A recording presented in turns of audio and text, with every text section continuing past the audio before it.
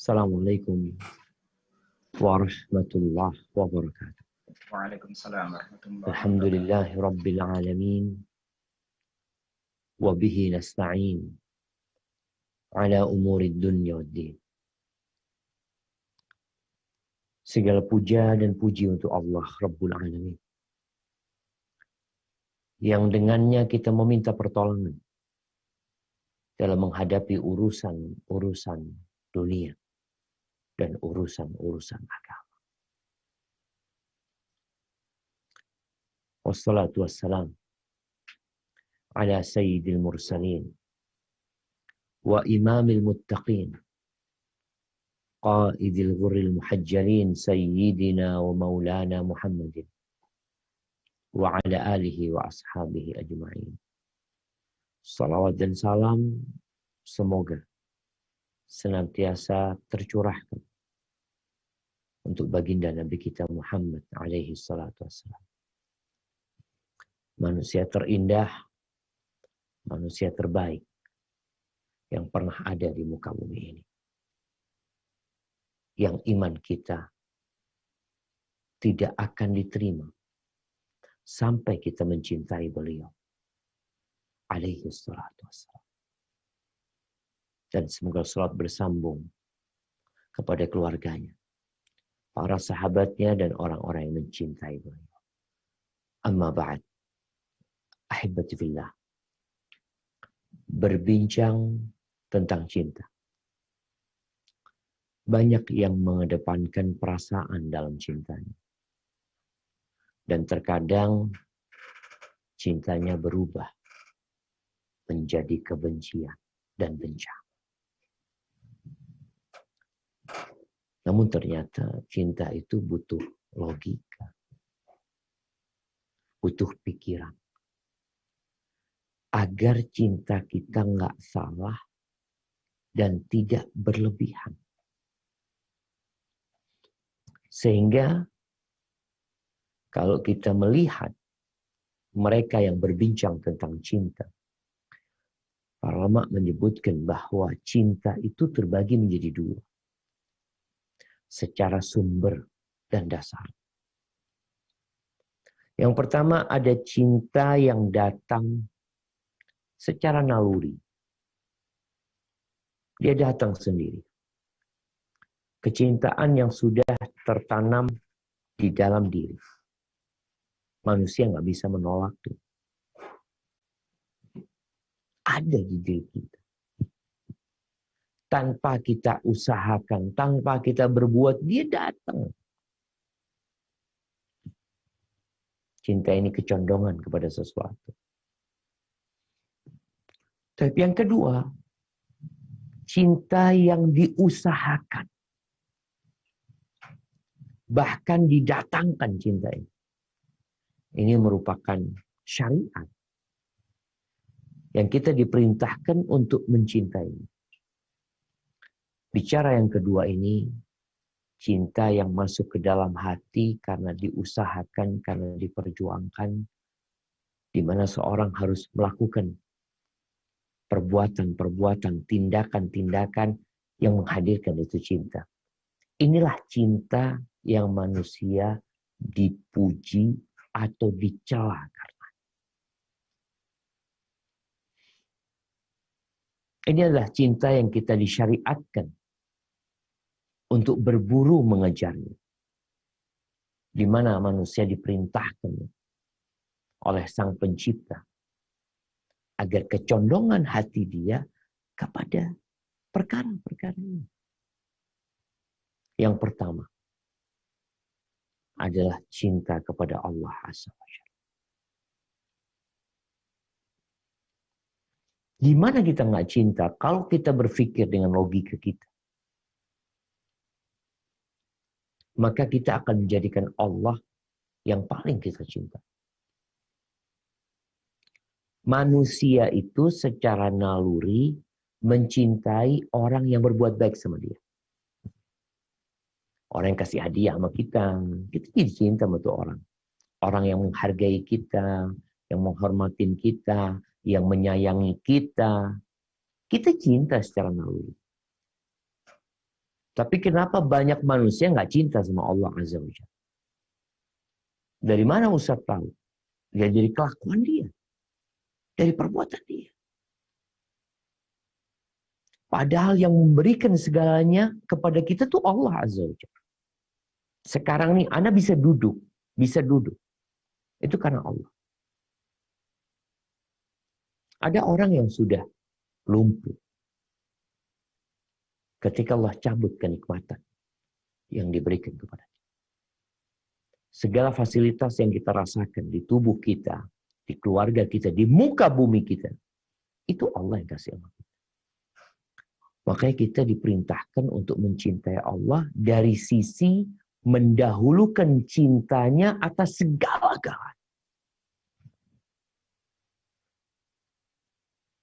Lebih mengutamakan cinta kepada Allah daripada kepada orang tua, daripada kepada anak, daripada semuanya yang ada di muka bumi.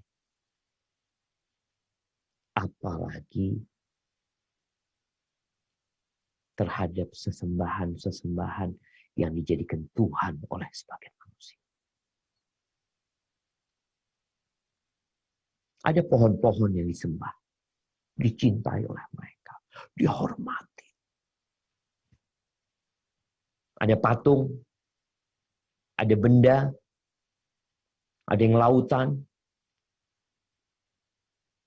Maka ingat, cinta yang pertama berkaitan dengan yang kita diperintahkan untuk menghadirkan adalah cinta kepada Allah. Dari sisi kita harus lebih mendahulukan Allah daripada segala-galanya. Dan nggak boleh kita menyamakan kecintaan kepada Allah. Menyamakan nggak boleh. Terhadap kecintaan kepada negeri pun nggak boleh.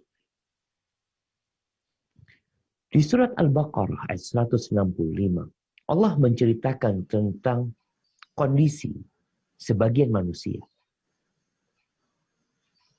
Tentang bagaimana kecintaan mereka kepada Allah Azza wa Jalla. Apa kata Allah? Tafadhal. A'udzu billahi minasyaitonir rajim. Bismillahirrahmanirrahim. Wa minan nasi man yattakhidhu min dunillahi andadan yuhibbunahum kahubbillah walladzina amanu ashaddu hubban lillah walau yaral ladzina zalamu idh yarawna al'adzaba annal quwwata lillahi jami'a wa annallaha syadidul 'adzab. Dan di antara manusia ada orang yang menyembah Tuhan selain Allah sebagai tandingan. Yang mereka cinta seperti mencintai Allah. Adapun orang-orang yang beriman sangat besar cintanya kepada Allah. Sekiranya orang-orang yang berbuat zalim itu melihat ketika mereka melihat azab pada hari kiamat. Bahwa kekuatan itu semuanya milik Allah. Dan bahwa Allah sangat berat azabnya. Niscaya mereka menyesal. Barakallahu fikum. Itulah jemaah. Mungkin sekarang mereka masih belum sadar. Orang-orang yang menyembah selain Allah. Yang mencintai Tuhan-Tuhan sesembahan mereka. Tuhan-Tuhan hoaks. Bikinan manusia. Yang tidak bermanfaat dan tidak mendatangkan mudarat buat mereka. Mungkin mereka nggak sadar sekarang. Mereka melakukan ritual. Ada hari tertentu mereka menyembelih sesuatu untuk Tuhan-Tuhan mereka. Kelak pada hari kiamat. Mereka akan tahu. Salah cinta mereka itu.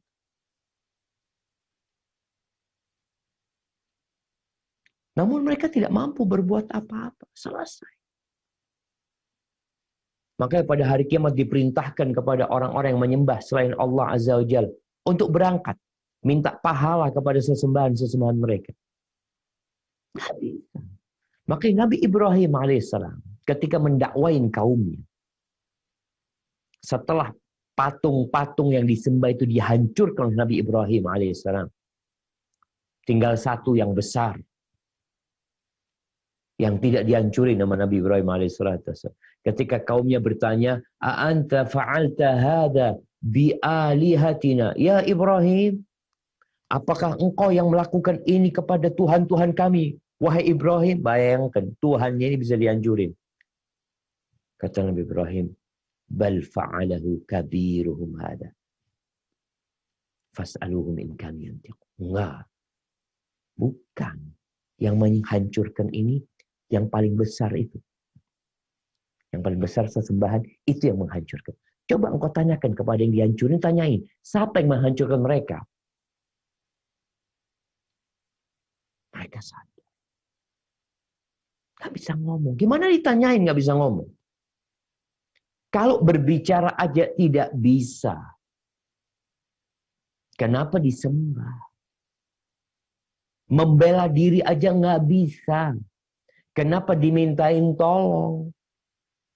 Inilah salah meletakkan cinta. Itu bukan cinta naluri. Makanya kalau kita lihat, satu-satunya dosa yang tidak diampuni itu syirik. Allah mengatakan, "Innallaha la yaghfiru an yushraka bihi wa yaghfiru ma duna dzalika liman yasha." Allah tidak mengampuni dosa kesyirikan.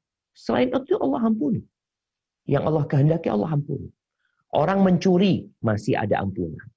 Orang memperkosa masih ada ampunan. Orang merampok masih ada ampunan. Kenapa? Karena kepada harta, kepada wanita itu ada cinta naluri. Tapi kepada berhala nggak ada. Nggak ada kecondongan manusia itu kepada berhala. Gimana kau bisa condong kepada patung? Maka disebut kesyirikan itu kezaliman yang paling besar. Ini berkaitan cinta kepada Allah, di mana kita harus lebih mengutamakan Allah daripada segala-galanya. Yang kedua, cinta kepada Rasul Sallallahu Alaihi Wasallam. Ini dituntut kita mencintai Nabi Alaihissalam. Kenapa? Karena kecintaan kepada Nabi ini akan mendorong manusia untuk mengikuti Rasulullah SAW. Lebih mendahulukan ucapannya daripada ucapan seluruh umat manusia. Lebih memuliakan Nabi daripada segala-galanya. Ini cinta yang disyariatkan. Bukan cinta naluri. Kenapa? Ada orang yang cinta kepada Nabi SAW, tapi cintanya nggak manfaat.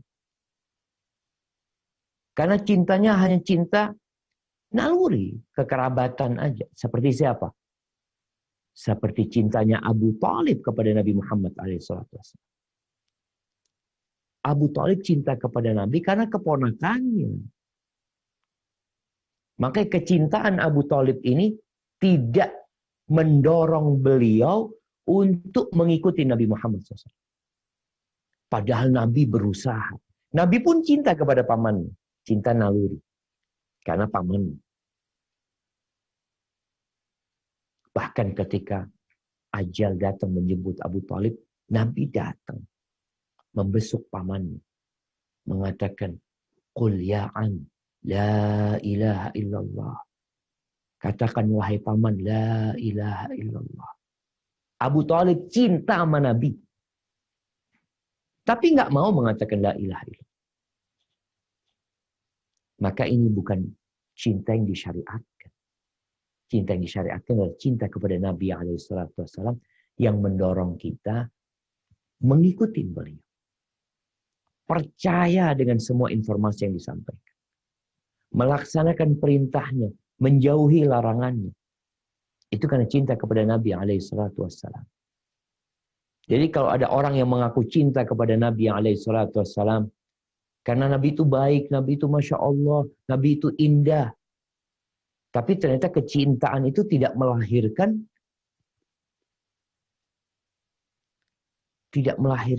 pengorbanan di diri dia untuk mengikuti sunnah Nabi SAW, maka cinta itu nggak manfaat nanti.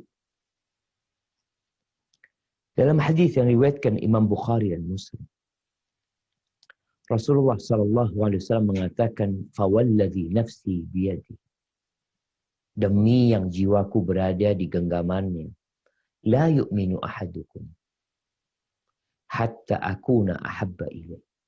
Tidaklah beriman seseorang di antara kalian sampai aku lebih dia cintai.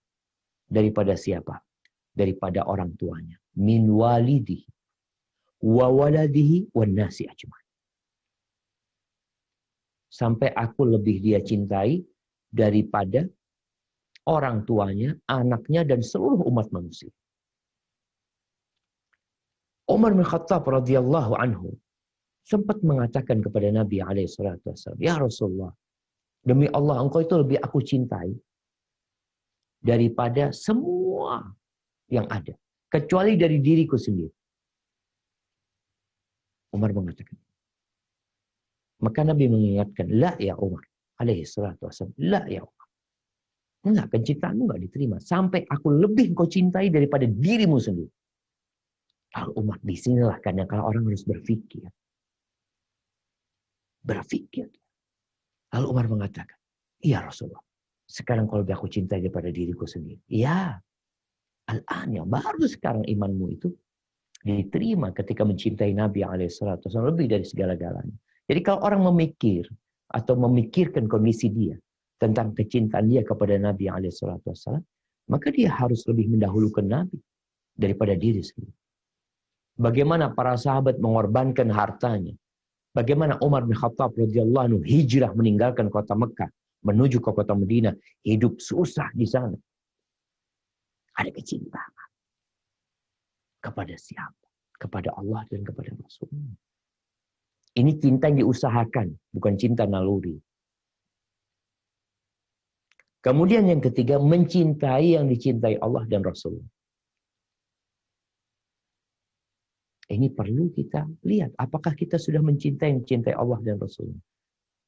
Apakah kita cinta dengan orang-orang soleh?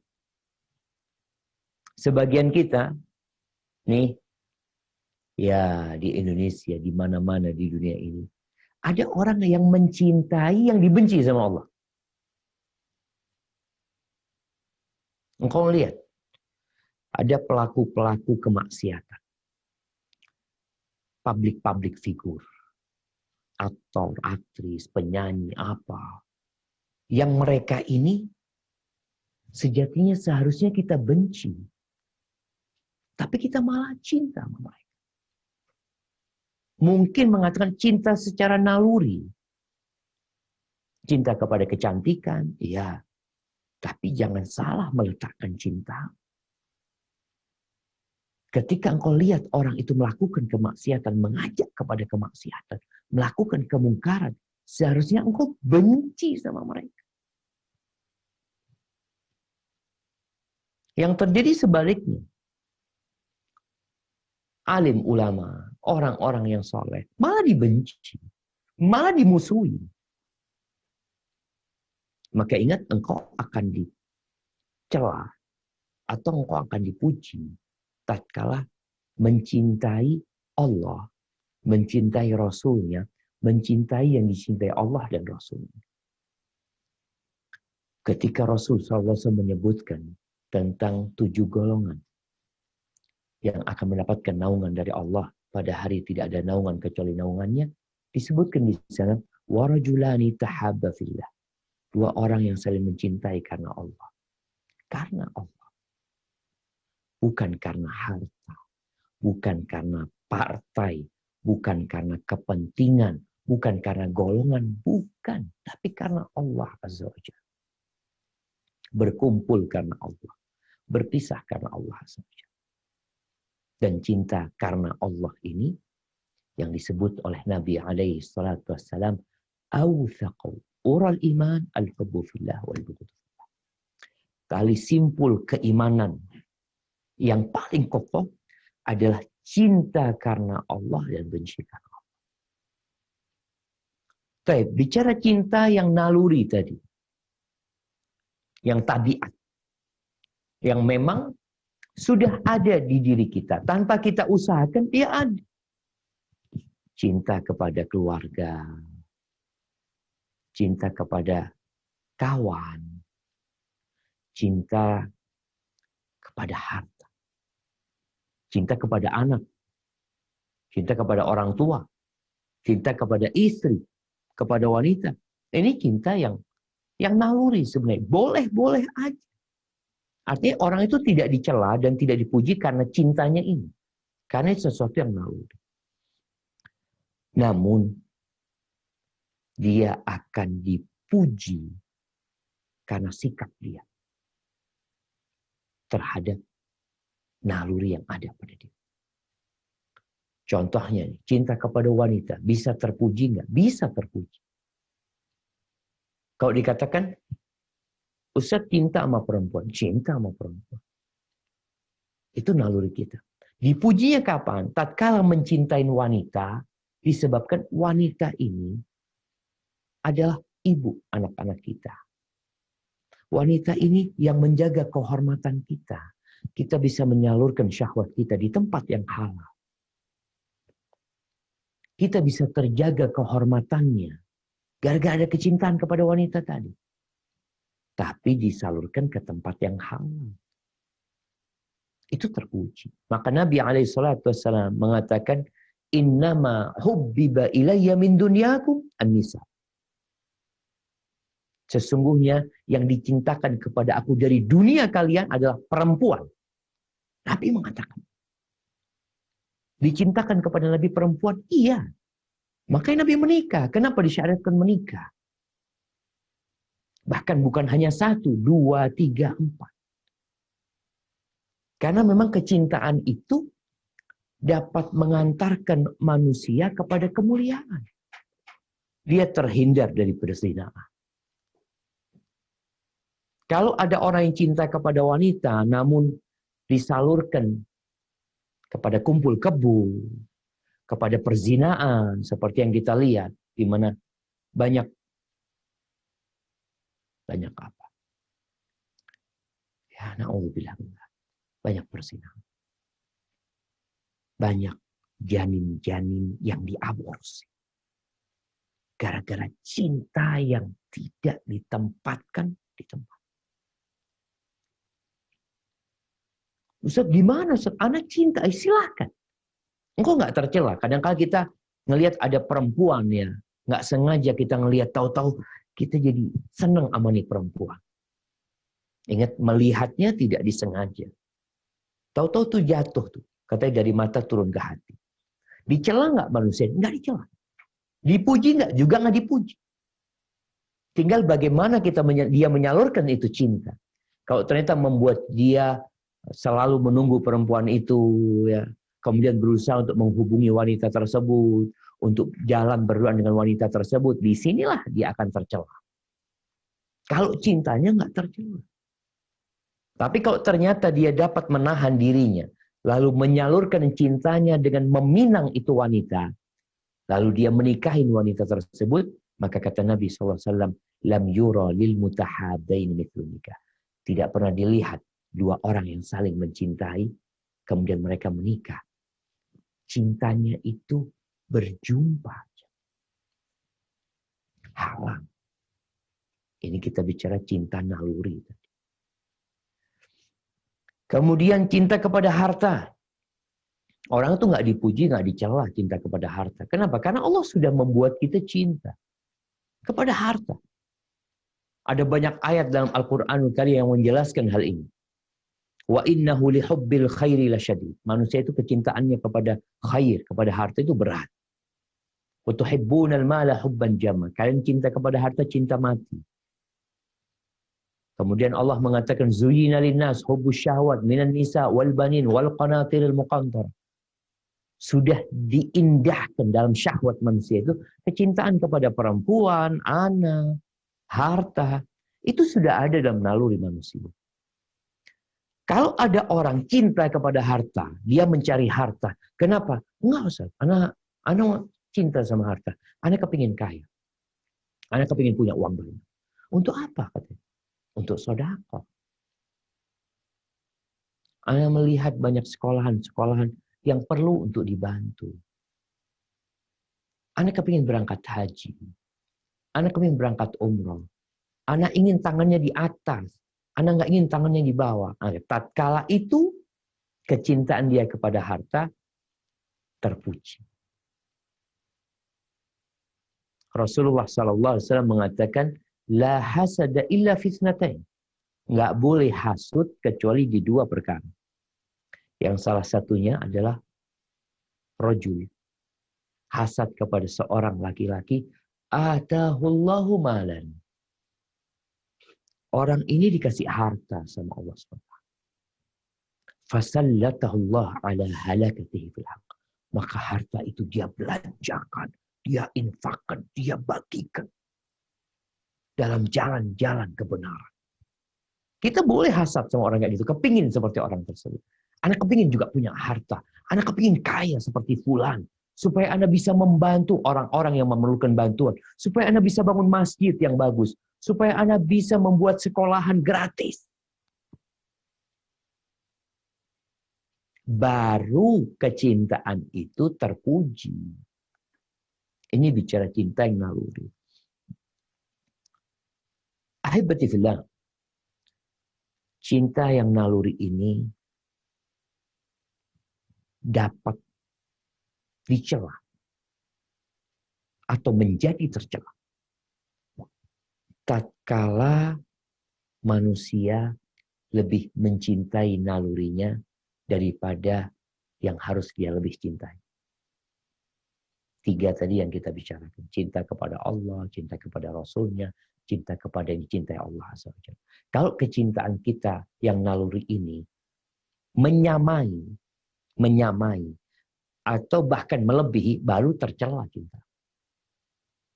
Makanya kalau dikatakan engkau cinta sama kepada wanita, cinta. Suka sama perempuan, suka sama perempuan. Suka kepada harta, suka. Tapi jangan sampai menyamai kecintaan kita kepada Allah dan Rasulnya, apalagi kalau dapat melebihi. Allah mengancam orang-orang yang punya cinta naluri ini, jangan sampai melebihi atau menyamai kecintaan kepada Allah dan Rasulnya. Apa kata Allah di surat Taubah ayat 24? Nah. A'udzu billahi minasy syaithanir rajim. Qul in kana aba'ukum wa abna'ukum wa ikhwanukum wa azwajukum wa 'ashiratukum wa amwalun iqtaraftumuha wa tijaratun takhshawna kasadaha wa masakinu tarundawnaha ahabba ilaikum minallahi wa rasulih wa jihadin fi sabilihi fatarabbasu hatta ya'tiyallahu bi amrih wallahu la yahdil qaumal fasiqin. Katakanlah, jika bapak-bapakmu, anak-anakmu, saudara-saudaramu, istri-istrimu, keluargamu, harta kekayaan yang kamu usahakan, perdagangan yang kamu khawatirkan kerugiannya, dan rumah-rumah tempat tinggal yang kamu sukai, lebih kamu cintai daripada Allah dan Rasulnya, serta berjihad di jalannya, maka tunggulah sampai Allah memberikan keputusannya, dan Allah tidak memberi petunjuk kepada orang-orang yang fasik. Barakallahu fikum. Nih, di dalam ayat At-Taubah 24 ini disebutkan cinta-cinta naluri. Cinta kepada orang tua, kepada anak, kepada saudara, kepada pasangan hidupnya, kepada bangsanya, kepada harta, kepada perdagangan, kepada tempat tinggal. Kalau semua itu lebih kalian cintai, daripada Allah, Rasul, jihad di jalan Allah, maka tunggu, Allah mengancam. Maka kalau bicara jangan terlalu cinta, kepada yang mana kita nggak boleh terlalu cinta. Karena ada orang yang mengatakan jangan terlalu fanatik sama agama. Loh, kita itu harus cinta sama Allah, cinta sama Rasulnya, cinta sama agamanya, dan segala ketaatan lebih dari segala-galanya. Bahkan lebih daripada diri kita sendiri. Tapi kalau ternyata kalian lebih mencintai bangsa kalian, kalian lebih mencintai keluarga kalian, bapak kalian, harta kalian, dunia kalian, maka Allah ancam, Allah tidak memberikan petunjuk kepada orang-orang fasik. Ahibati fillah, bagaimana sekarang cara mengontrol cinta yang naluri ini supaya nggak terlalu, supaya nggak jadi bencana buat kita. Contoh nih, bagaimana cara mengontrol cinta kepada harta? Kalau kita merenungkan kondisi negeri kita, ya bukan negeri kita aja, dunia dengan pandemi ini, yang secara ekonomi benar-benar terdampak. Bahkan tingkat kriminal di masa sulit ekonomi itu semakin besar. Banyak manusia yang menjadikan harta itu tujuan hidup dia. Sekolah tujuannya harta. Bekerja tujuannya harta. Pokoknya semua tujuannya harta. Untuknya mereka berburu. Dengannya mereka puas. Karenanya mereka marah. Dengan sebabnya mereka loyal atau mereka memusuhi. Berapa banyak rahim yang diputuskan gara-gara harta. Berapa banyak darah yang dikucurkan gara-gara harta. Perzinaan merajalela gara-gara harta. Kemarin yang kita lihat, ada artis katanya punya hotel jadi tempat prostitusi. Kita lihat yang punya hotel. Perempuan-perempuan yang jadi pelacur di sana. Apa yang mereka cari? Kenapa mereka melacurkan diri? Harta. Perdagangan manusia dilakukan. Gara-gara apa? Fulus. Anak ribut dengan orang tuanya. Ada anak yang memancung orang tuanya. Ribut sama ibunya. Berantem sama kakak beradiknya. Karena harta. Jadi kecintaan naluri ini kadangkala keterlaluan. Sehingga membuat dia lupa. Anak tadi yang akhirnya memukul orang tuanya. Atau kakak beradik yang saling membunuh. Atau tetangga sama tetangga. Padahal yang mereka cintai tidak mencintai mereka. Emangnya harta ini cinta sama kita? Harta itu kadangkala menguasai. Menjadi azab. Dalam sebuah doa. Ini dinisbatkan kepada Nabi SAW. Atau kepada Nabi Daud SAW. Beliau mengatakan, wa a'udzubika min malin yakunu alayya azab. Aku berlindung kepadamu ya Allah dari harta yang menjadi azab buat aku. Awalnya nih cinta sama harta, tahu-tahu kecintaan dia jadi azab buat dia. Nggak bisa tidur gara-gara harta. Nggak bisa tenang, hidupnya gundah gulana gara-gara harta. Masuk penjara gara-gara harta. Jadi harta jadi azab. Na'udzubillah. Dan hal ini dikhawatirkan oleh Nabi SAW dan para sahabat. Di masa Umar bin Khattab radhiyallahu anhu, kita tahu di masa khilafah Amirul Mukminin Umar radhiyallahu anhu, kondisi negeri Islam itu makmur. Bahkan ada banyak harta yang berlimpah yang datang ke kota Madinah. Ada satu orang santunannya itu dalam setahun, subhanallah, ada yang 2.500 dirham. 2.500 dirham. Berapa 2.500 dirham? Ya, 250 juta. Ini santunan dari negara. Orang sekarang kerja, gaji setahun di Indonesia ini berapa setahun? Apa istilahnya? Per kapita gitu ya. Pendapatan per kapita apa 100 juta? Enggak kayaknya.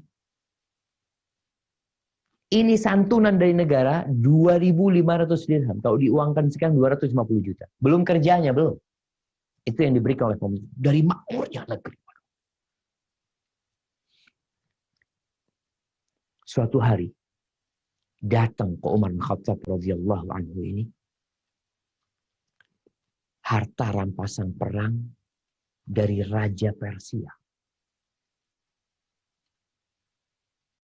Tatkala kerajaan Persia runtuh, dibawa itu harta, kemudian dituangkan ya, mungkin dari karung-karung atau dari kotak-kotak dituangkan.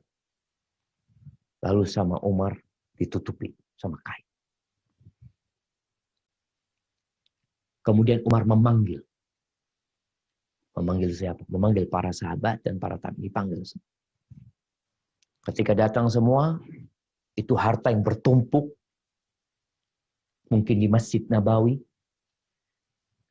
tutup kain yang besar, kemudian diangkat itu kain. Di sana ada perhiasan-perhiasan, emas, permata, banyak sekali milik Raja Persia yang terkenal dengan kekayaan. Orang-orang takjub. Orang-orang takjub, Umar menangis. Dia menangis dan memuji Allah Azza wa Jalla. Orang-orang heran. Mereka mengatakan, "Ma yubkika ya Amirul Mukminin." Apa yang menyebabkan engkau menangis, wahai Amirul Mukminin? Hadhihi ghanaim ghannamaha Allahu lana wa naza'aha min ahliha. Ini harta rampasan perang yang Allah karuniakan kepada kita, yang Allah cabut dari pemilik yang sebelumnya. Ada pemilik sebelumnya yang Allah cabut. Lalu Umar mengatakan, kenapa dia menangis? Ma futiha min hadha ala qaumin illa safaku dima'ahum wastahallu hurmat. Tidaklah yang seperti ini dibentangkan kepada suatu kaum. Dunia ini dibentangkan kepada suatu kaum, melainkan itu akan mendorong mereka untuk mengucurkan darah di antara mereka, menghalalkan apa yang halal. Demi cinta kepada Allah. Oleh karena itu Nabi SAW pernah mengatakan jauh-jauh hari sebelum penaklukan Persia, sebelum datang tuh harta rampasan perang ke kota Madinah, sebelum para sahabat melihat betapa banyaknya itu harta, Nabi SAW pernah mengatakan kepada para sahabatnya, "Kaifa antum idza futihat alaikum khazainu Faris war Rum?" Bagaimana kondisi kalian apabila dibukakan buat kalian perbendaharaan Persia dan Romawi? Gimana kalian pada waktu itu? Ayyu qaumin antum. Antum jadi orang seperti apa nanti? Ketika harta itu dibawa buat kalian. Pada waktu itu Nabi mengatakan kondisi umat Islam susah. Orang kalau susah itu solid ya, mereka saling mencintai, mereka saling membantu. Itu dalam kondisi miskin, dalam kondisi fakir. Biasa seperti itu. Maka Nabi menanyakan kepada para sahabat, tatkala mereka sedang sulit, bagaimana kalau nanti Persia ditaklukkan, Romawi ditaklukkan, dan harta itu datang, diberikan kepada kalian. Kalian jadi kaum seperti apa?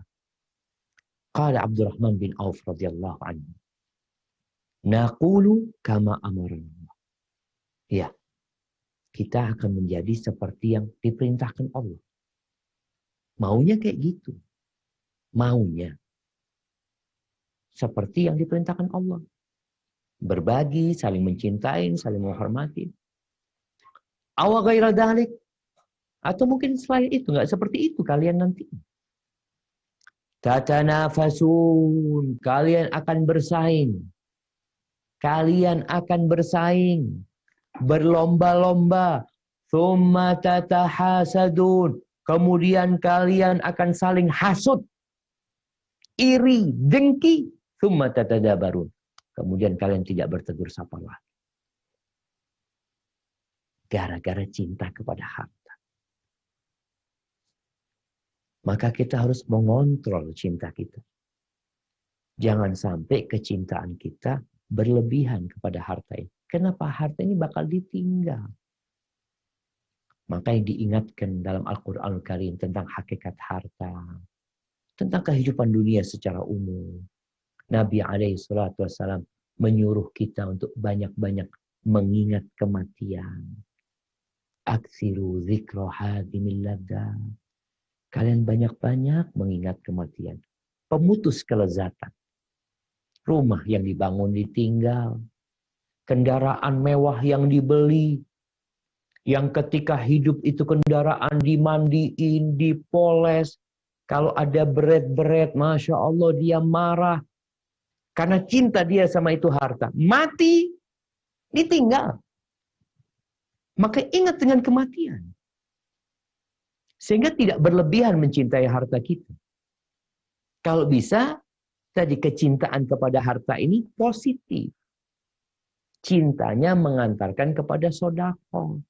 Kenapa? Sayanglah Ustadz, anak capek, anak kerja siang malam, terus anak punya uang, nggak anak bawa mati. Maka dia berusaha untuk mensedekahkan, membelanjakan di jalan Allah Azza wa Jalla. Maka ingat kematian itu yang mengontrol cinta kita kepada harta. Ingat kepada hari hisab. Bagaimana kita bakal ditanya tentang harta ini? Dari mana engkau mendapatkannya? Kemana engkau infak? Ketika kita tahu, kita bakal ditanya. Dan yang tanya ini tahu dari mana kita dapat. Kalau di negeri kita cerita KPK. KPK menangkap satu orang yang mungkin disangka dia korupsi. Akan ditanya, engkau dapat dari mana mobil ini? Engkau dapat dari mana uang ini? Engkau kemarin jalan-jalan pakai duit yang mana? Bakal ditanya. Dan bisa jadi dia bohong. Dan bisa jadi hakimnya nggak tahu. Atau bisa jadi kabur. Menghilang. Tapi nanti pada hari kiamat. فَمَنْ يَعْمَلْ مِثْقَالَ ذَرَّةٍ خَيْرًا. Kebaikan sebesar semut pun engkau akan mendapatkan balasan. وَمَنْ يَعْمَلْ مِثْقَالَ ذَرَّةٍ شَرًّا. Maka tatkala kita sadar, kita bakal ditanya. Udah hartanya nggak dibawa mati, lalu kita ditanya dihisab. Maka ada orang tua yang panjang hisabnya, anaknya pendek hisabnya. Kok bisa Ustaz? Orang tua akan ditanya dapat dari mana itu uang.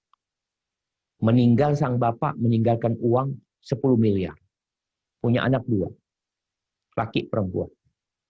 Ya udah, anak laki perempuan ini dihisab. Ditanya dapat dari mana uang 10 miliar? Warisan. Selesai. Halal warisan. Tapi orang tuanya akan ditanya dari mana mendapatkan hal itu. Maka persiapkan jawaban.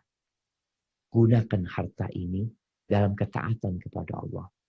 Bagaimana kita menghadirkan cinta kepada Allah, cinta kepada Rasulnya, cinta kepada yang cintai Allah dan Rasulnya. Baik.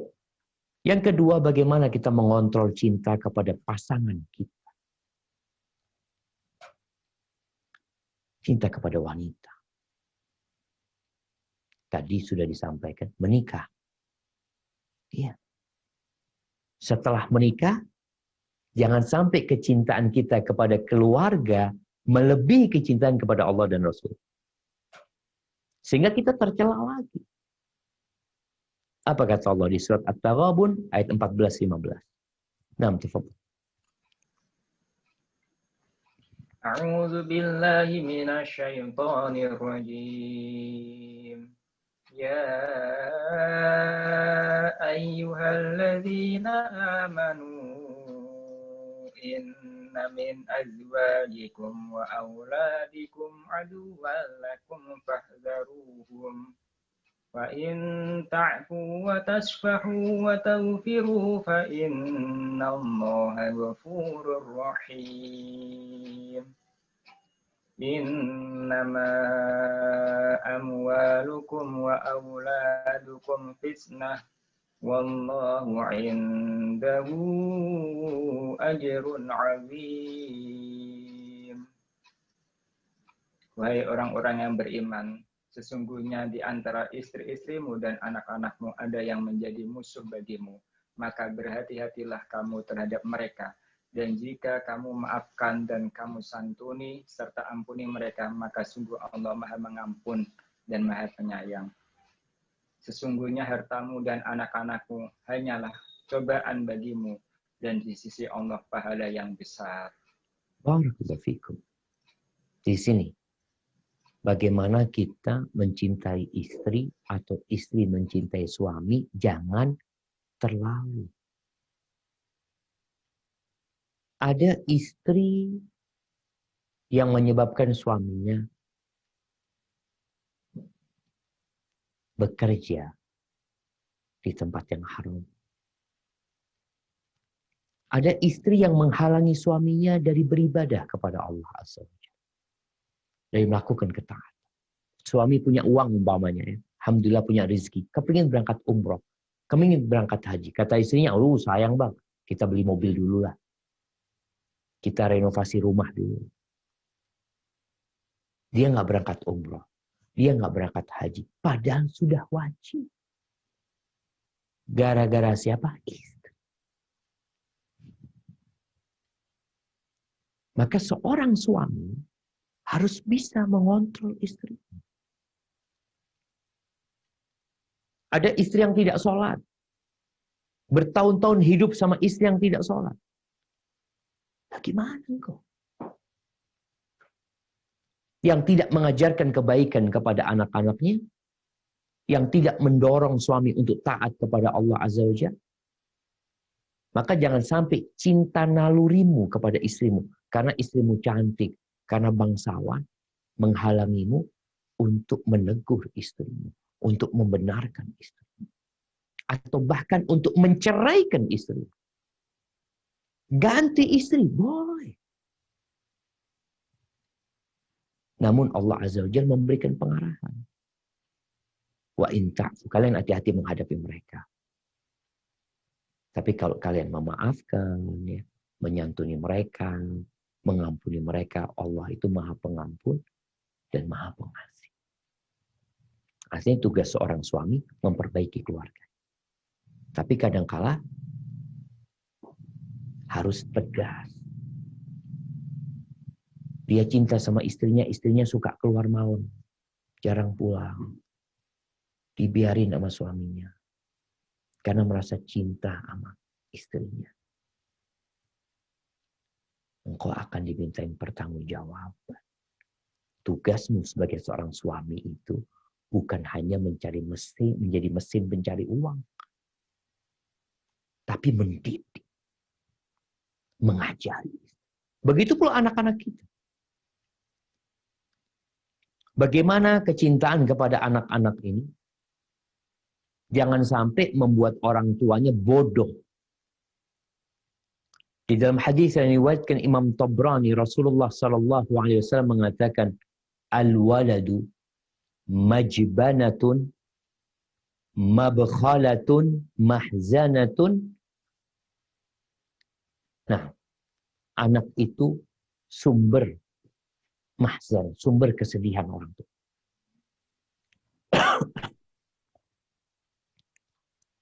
Di mana orang tua ini kalau keinginan anaknya tidak terpenuhi, dia sedih, majhala, bikin orang tuanya bodoh, bertindak bodoh karena kalah orang tuanya.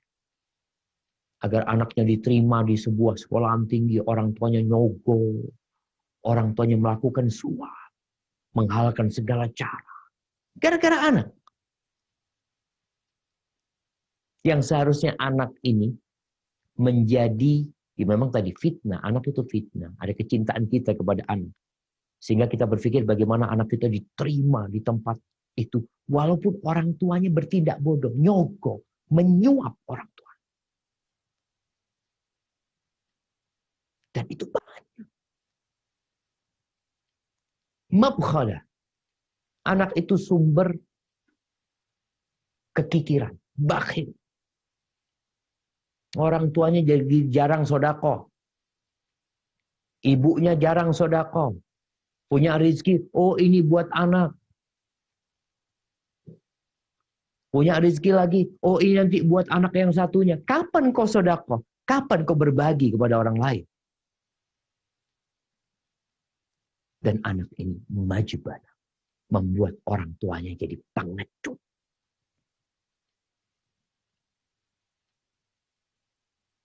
Ada orang tua yang mau berangkat jihad fisabilillah, berjuang, dipegangin sama anaknya. Ayah, kalau ayah nanti mati, gimana kita nanti?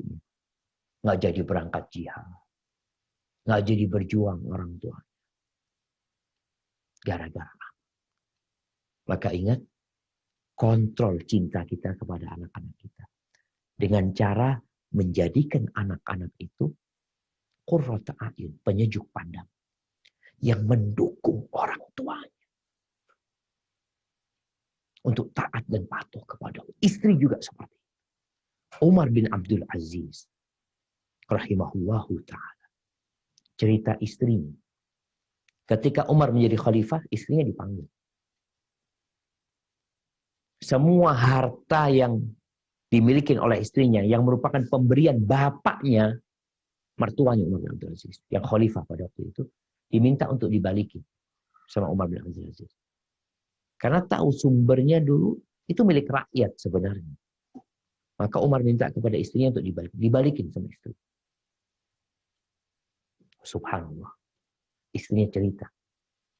Umar bin Abdul Aziz sejak menjadi khalifah, dia tidak pernah mandi junub. Gak pernah.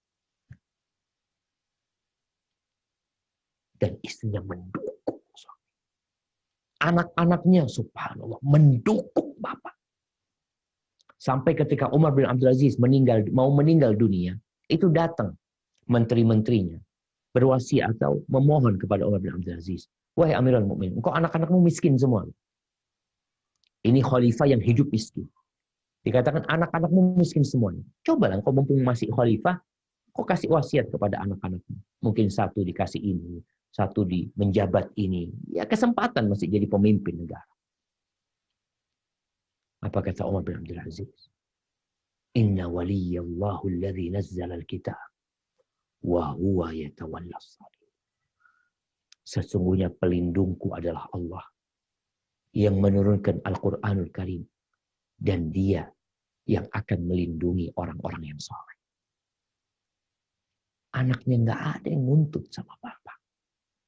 Dididik benar. Istrinya juga seperti itu. Tatkala Umar bin Abdul Aziz meninggal dunia, kakaknya istrinya yang menjadi khalifah mengatakan kepada adiknya, "Dek, engkau balik, ambil lagi tuh hartamu yang kau balikin." Kata istrinya, "Enggak mungkin lah. Di masa hidup suamiku, aku berikan. Tatkala dia meninggal dunia, aku ambil lagi." Maka perlu mendidik istri dan anak-anak dengan pendidikan yang benar. Agar mereka tidak jadi musuh, bahkan menjadi penolong, Sebagaimana Khadijah radhiyallahu taala anha tidak menjadi musuh buat Nabi alaihissalam, bahkan mendukung dakwahnya suaminya. Istri-istri Nabi yang lainnya juga seperti itu. Dan jamaah, bicara anak, kadangkala kematian anak itu lebih baik daripada kehidupan. Ingat cerita Nabi Musa dan Khadir. Ketika Khadir melintir kepala bocah, dibunuh itu bocah. Kenapa dibunuh? Kata Allah di surat Al-Kahfi ayat 81. Kenapa dibunuh? Ayat 80-81. A'udzu billahi minasyaitonir rajim. Wa ammal gulamu fakana abawahu mu'minaini fakhashina ay yurhiqahuma tughyanan wa kufra. فأردنا أن يبدلهما ربهما خيرا منه زكاة وأقرب رحما. Dan adapun anak muda kafir itu, kedua orang tuanya mukmin, dan kami khawatir kalau dia akan memaksa kedua orang tuanya kepada kesesatan dan kekafiran. Kemudian kami menghendaki sekiranya Tuhan mereka menggantinya dengan seseorang anak lain yang lebih baik kesuciannya daripada anak itu dan lebih sayang kepada ibu bapaknya. Barakallahu fikum. Sebagaimana kadangkala orang berganti istri dengan menceraikan pasangan hidupnya, atau berganti suami dengan menggugat suaminya. Bisa jadi orang punya anak, juga anak itu dimatikan sama Allah Azza wa Jalla karena jadi bencana buat orang tuanya. Dan memohon kepada Allah dikasih ganti dengan anak-anak yang soleh dan berbakti kepada kedua orang tuanya. Hadza wallahu a'lam bishawab. Itu yang bisa kita kaji pada kesempatan kali ini. Kurang lebihnya mohon maaf. Mungkin kita masuk ke sesi tanya jawab. Barakallahu fiikum.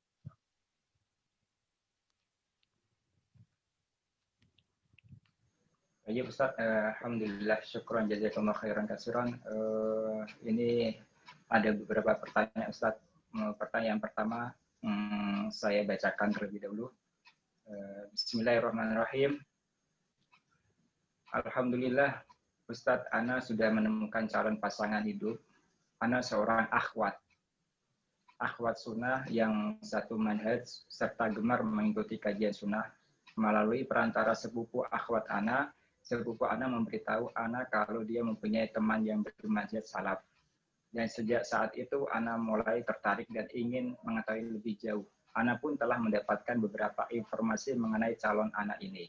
Namun ana dengan calon anak ini belum saling mengenal dan mengetahui satu sama lain.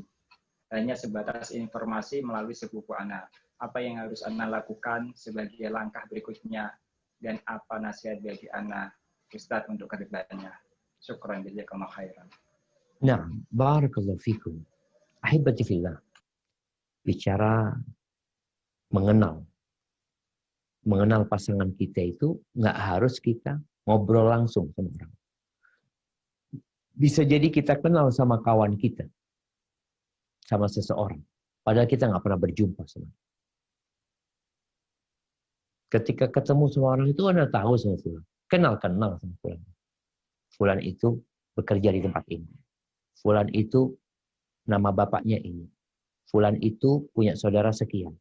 Fulan itu ya punya harta sekian. Artinya kita bisa mengenal orang itu tanpa berjumpa dengan orang tersebut. Dari mana? Dari informasi. Dan informasi ini penting. Kalau tadi dapat informasi dari sepupunya, mungkin perlu mencari informasi yang lebih. Karena kadang-kala satu orang ini tidak mewakili. Kadang-kala subjektif. Karena dia udah kadang senang sama tuh orang. Tapi bisa cari dari orang lain. Mencari informasi dalam rangka mengenali dia. Sehingga engkau kenal sama dia tanpa berjumpa nanti. Setelah engkau dapat informasi yang cukup, disinilah boleh nador. Si laki itu datang melihat. Perempuan ini juga melihat. Boleh ngobrol, tapi nggak boleh berduaan. Kalau mungkin setelah dapat informasi yang cukup itu, Ada sesuatu yang ingin ditanyakan, silahkan. Setelah itu istikharah. Minta pilihan sama Allah SWT. Artinya kita udah dapat informasi yang cukup. Kalau informasinya sudah nggak enak, ya udah nggak perlu istikharah sebenarnya. Karena dikatakan fulan ini durhaka sama orang tuanya. Jangan istikharah sudah. Karena Allah sudah kasih pilihan. Nikahin yang akhlaknya mulia, yang agamanya baik. Kalau sudah tahu seperti itu, tinggalkan. Artinya nggak perlu istikharah, nggak apa-apa buat dia. Ini yang perlu dilakukan. Jadi informasi dilengkapin dulu. Kalau memang nanti perlu nador, perlu ada yang dibicarakan. Dan jiwa manusia ini kalau cocok ketemu jemaah. Walaupun hari pertama ketemu. Ada fulan nih. Fulan sama fulan, lakinya. Kita bicara laki dalam persahabatan. Baru jumpa hari itu, seakan-akan sudah jumpa puluhan tahun yang lalu. Karena jiwa manusia ini, di alam jiwa, sudah dikumpulkan. Sehingga tatkala di alam nyata ini, langsung connect dia itu jemaah. Maka setelah engkau nador, engkau udah musyawarah, ya bismillah, istikharah minta pilihan sama Allah SWT. Hadza wallahu a'lam bissawab. Baik Ustaz, alhamdulillah, mudah-mudahan Allah berikan kemudahan yang sedang proses menuju ke ta'aruf, dan semoga Allah bimbing temukan jodoh yang soleh dan solehah. Baik, alhamdulillah Ustaz, sekarang ada yang mau bertanya langsung. Mungkin saya kasih kesempatan yang langsung bertanya. Sebelum bertanya, silakan pertanyaannya disingkat, tidak panjang lebar, untuk menyingkat waktu. Langsung aja saya sapa dan bisa disampaikan langsung atas nama Fulana. Tafadholi, silakan sampaikan. Iya, jazakallahu khairan. Assalamualaikum Ustaz. Assalamualaikum warahmatullahi wabarakatuh. Jadi sebenarnya kalau mau singkat juga saya bingung Ustaz. Boleh bercerita sedikit dulu Kak Ustaz? Sedikit. Ceritanya juga singkat gitu. Nah, apa sih? Gini, jadi kan saya sebenarnya baru 4 bulan menikah. Terus di awal pernikahan tuh suami tuh marah ke saya gitu. Terus beberapa minggu kemudian dia mengaku kalau sudah selingkuh, dan kemarin itu ketahuan kalau ternyata selingkuhannya hamil. Tapi terus setelah itu katanya keguguran. Nah, terus suami itu sempat bilang ke saya kalau dia itu harus menikahi itu karena cinta dengan selingkuhannya dan sudah tidak cinta lagi sama saya, Ustadz. Tapi kalau misal saya tidak mau dipoligami, saya harus mau ditinggalkan demi perempuan itu, gitu Ustadz. Ya saya bingung harus gimana. Kenapa? Nanti nggak siap ninggalin dia? Gimana? Nanti nggak siap ninggalin dia? Ada Enggak, yang diberatkan? Iya gimana Ustadz, baru 4 bulan juga. Saya tuh sebenarnya nggak ini sih sama orang tua juga, nanti gimana, saya kepikiran orang tua gitu. Kalau saya juga masih ada rasa kan otomatis ke suami saya gitu Ustadz. Siap. Anakillah. Nah, ini buat ukhti yang bertanya jemaah, ini sangat berkaitan dengan tema kita hari ini. Ada cinta naluri, ada cinta karena Allah. Seharusnya ukhti ini benci sama suami. Tapi benci karena Allah. Gimana suami berzina sampai hamil, keguguran. Lalu dia berpikir untuk menikahin itu perempuan. Bukan berpikir untuk taubat kepada Allah. Ini masalah besar. Makanya kalau suami anti bertobat kepada Allah Azza wa Jalla dengan taubatan nasuha, wajar anti mempertahankan rumah tangga. Tapi kalau ternyata dia tidak bertobat kepada Allah, tinggalkan. Apa gunanya sekarang anti hidup dengan seorang laki-laki yang sudah berzina, bahkan wallah dikatakan mungkin gugur atau digugurkan. Nanti bagaimana kehidupan selanjutnya? Kalau bicara poligami, boleh poligami dalam Islam. Tapi bukan menikahi pezina. Namun jamaah, Allah sudah menyebutkan pezina itu nikahnya sama pezina. Az-zaniyatu la yankihuha illa zanin aw musyrik. Pezina perempuan itu tidak menikahi dia kecuali lelaki pezina atau orang musyrik. Sampai seperti itu. Maka nasihat ana, kalau anti cinta sama Allah Azza wa Jalla, anti ajak suami anti bertobat kepada Allah. Bukan bicara menikahi. Apalagi suami sudah mengatakan tidak ada rasa sama anti. Ini contoh suami yang sudah nggak berakhlak mulia. Akhlak mulia, nggak mulia, agamanya juga hancur. Dengan kondisi dia berzina, tidak bertobat kepada Allah Azza wa Jalla. Maka ana rasa buat yang bertanya, anti diperiksa aja sama suami. Sampaikan kepada orang tua, bahwasanya orang yang meninggalkan sesuatu karena Allah, Allah akan kasih ganti yang lebih baik.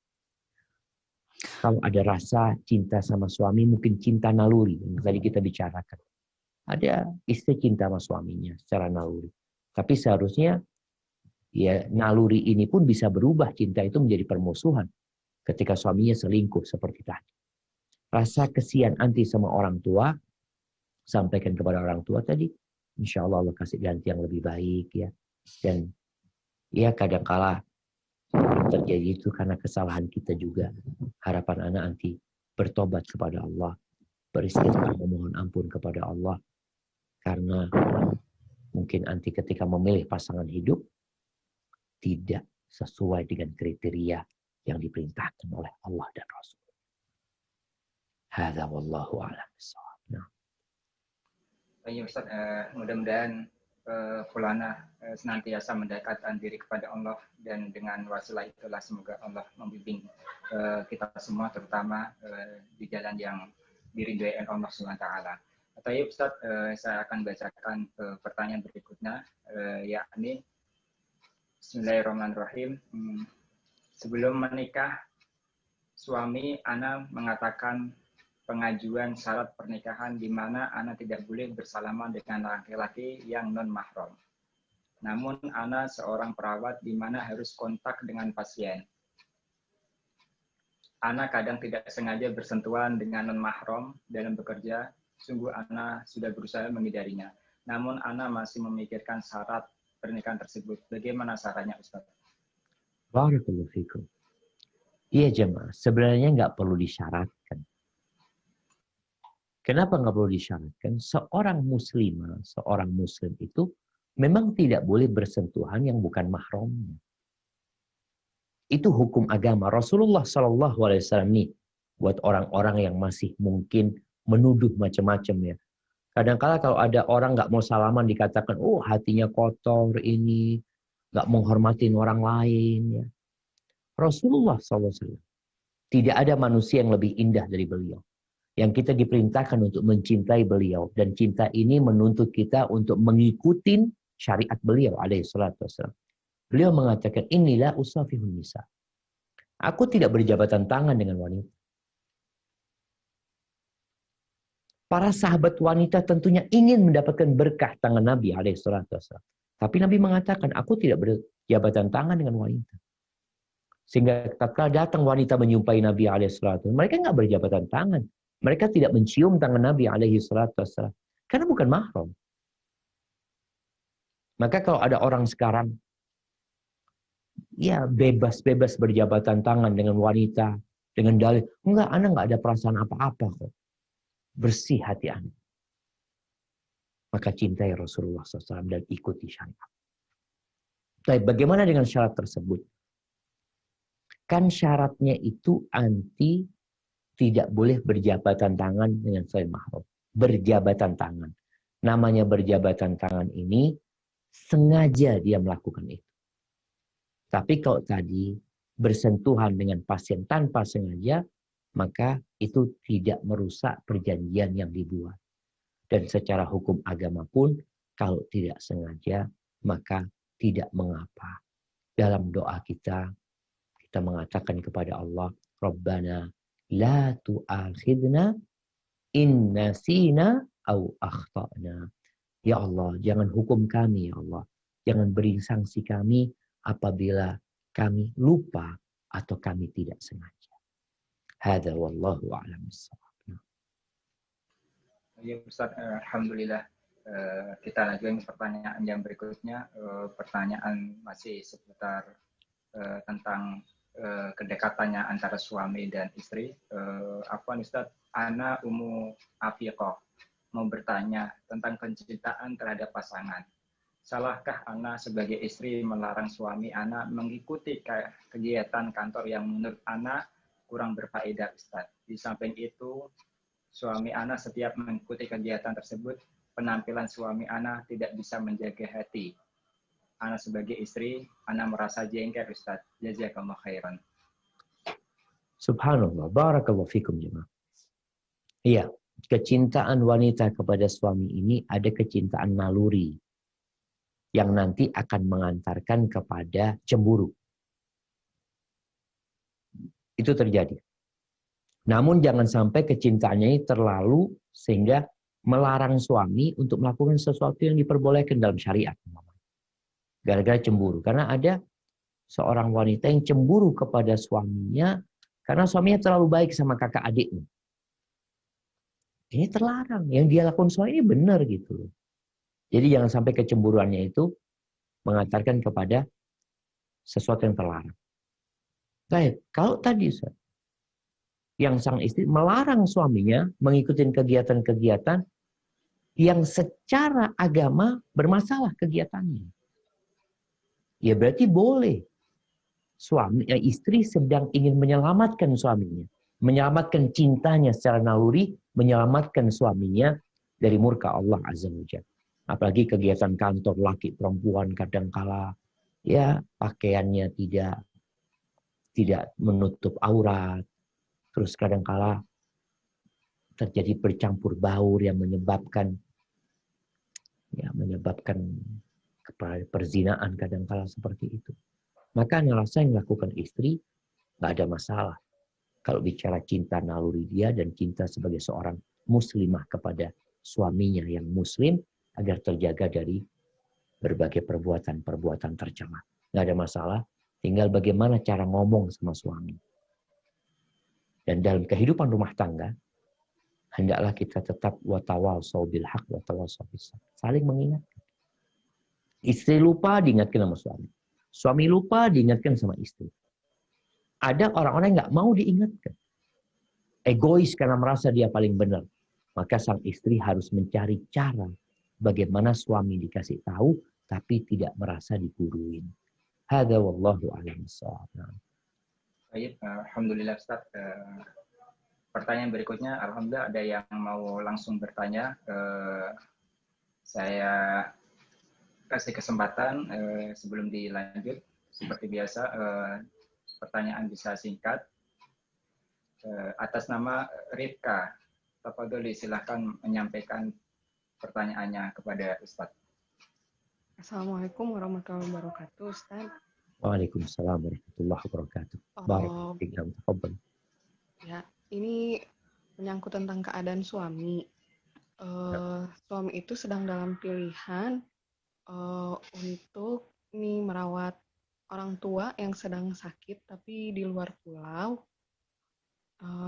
atau mempertahankan pekerjaan di sini. Ya. Karena kalau suami pergi keluar pulau diharuskan resign oleh kantornya, sedangkan kalau suami resign sebenarnya sebagian biaya pengobatan orang tua itu masih ditanggung oleh suami. Sebagai anak, apa yang harus dilakukan oleh suami, Ustadz? Orang tua nggak bisa dibawa ke tempat tinggal suami. Udah terlalu uzur. Sekarang memang ada kakak-kakak yang perempuan, cuman kadang kakak-kakak yang perempuan ini berhalangan juga karena ada kepentingan dengan keluarga masing-masing. Bagaimana Ustaz? Nah, Allah barakallahu fiik. Nah, jemaah. Ini pilihan yang berat sebenarnya. Tapi kita tahu, bicara cinta lagi. Mana yang lebih kita cintai? Berbakti kepada orang tua sebuah kewajiban. Bukan hanya karena dia orang tua kita, tapi karena Allah yang memerintahkan kepada kita untuk berbakti kepada kedua orang tua kita. Kondisi tadi disebutkan, orang tua nggak mungkin dibawa sekarang. Kakak beradik atau kakak-kakak suami nggak bisa full merawat ibunya, karena mereka harus melayani suami mereka, ada keterbatasan mereka. Maka Ana lihat, kalau keputusannya seperti itu, ya pulang. Terus gimana urusan rizki? Bicara rizki. Bukankah di antara pintu rizki itu adalah silaturahim? Yang kata Nabi SAW, man ahabba an yubsata lahu fi rizki. Barang siapa yang ingin dibentangkan rizkinya, dipanjangkan umurnya, hendaklah dia silaturahim. Maka mungkin bisa dimusyawarahkan sama suaminya. Merawat orang tua ini bisa jadi tadi, kalau memang ada keluarga yang dapat merawat ibu, kakak beradik, alhamdulillah. Mereka mungkin sang suami berbagi harta, dengan hartanya dia membiayai ibunya, atau bisa jadi dengan cari orang yang merawat ibu, yang membayar orang untuk merawat ibu kita. Tapi kalau nggak memungkinkan, sang anak harus pulang. Dan jangan takut dengan urusan rezeki. Allah akan berikan ganti yang lebih baik. Dan Anda berjumpa dengan kawan-kawan yang mungkin masalahnya sama ya. Ibunya bukan sakit, tapi ibunya minta anaknya pulang. Sehingga sang anak ini kalau pulang ya dia tinggalkan pekerjaannya. Kadangkala istrinya yang berat. Bang, nanti di kampung kerja apa bang? Nanti gimana kondisinya? Ketahuilah, yang memberikan rezeki kepada anti di kota ini sekarang, dia juga yang akan memberikan rezeki kepada anti tatkala pulang kampung. Apalagi kalau pulangnya itu dalam rangka berbakti kepada orang tua, merawat orang tua. Itu salah satu pintu surga yang kita nggak tahu sampai kapan dia hidup. Maka rasa anti dukung suami dan motivasi suami. Karena kadang-kala istri ini jadi beban lagi sama suami. Pulang kampung ya kemudian susah secara ekonomi. Kadang-kala istri mengatakan, bang aku kan udah ngomong kan, gimana sekarang nih? Kita susah itu. Jangan. Jadilah engkau seperti Khadijah. Bagaimana ketika Rasul SAW pulang dari Gua Hira dalam kondisi gemetaran. Lalu beliau mengatakan Zammiluni. Khadijah full menservis Nabi SAW. Tidak bohong. Diselimutin Nabi SAW. Ditenangkan jiwanya sampai Nabi yang cerita sendiri tentang kondisi yang dialaminya. Maka ngerasa kalau sang istri mendukung full suaminya, yakin bahwasanya rezeki Allah yang membagi, insya Allah akan jaga rumah tangga anti dan Allah akan berikan berkah yang lebih banyak daripada di tempat kerja anti sekarang. Hada wallahu a'lam bishawab. Ya Ustaz, alhamdulillah ada pertanyaan yang akan disampaikan secara langsung lagi. Saya persilakan kepada saudari Selma, silakan menyampaikan. Tafadholi.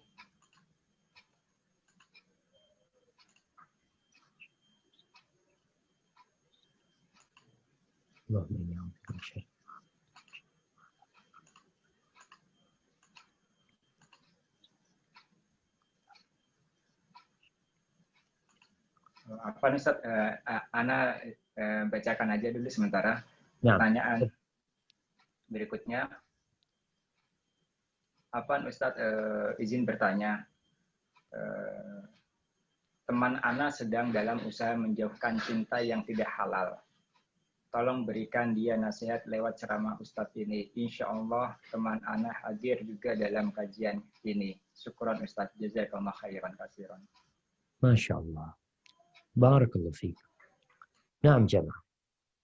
Kita tadi bicara cinta yang naluri. Yang kadangkala kita mencintai lawan jenis kita karena kita melihat dia cantik. Kita senang sama dia. Apalagi dia ini cantik, dia ini soleha, baik. Maka kita cinta sama dia. Tapi jangan sampai cinta ini mengantarkan kepada yang haram. Karena ada yang halal. Cara yang halal bagaimana adalah meminang dia. Kalau ternyata kayaknya belum umur anak Ustaz untuk menikah sekarang ini. Ya ditahan. Gejolak nafsu kadangkala meronta di dalam jiwa. Maka engkau berpuasa sunnah untuk menahan nafsu. Hindarin pertemuan dengan perempuan tersebut.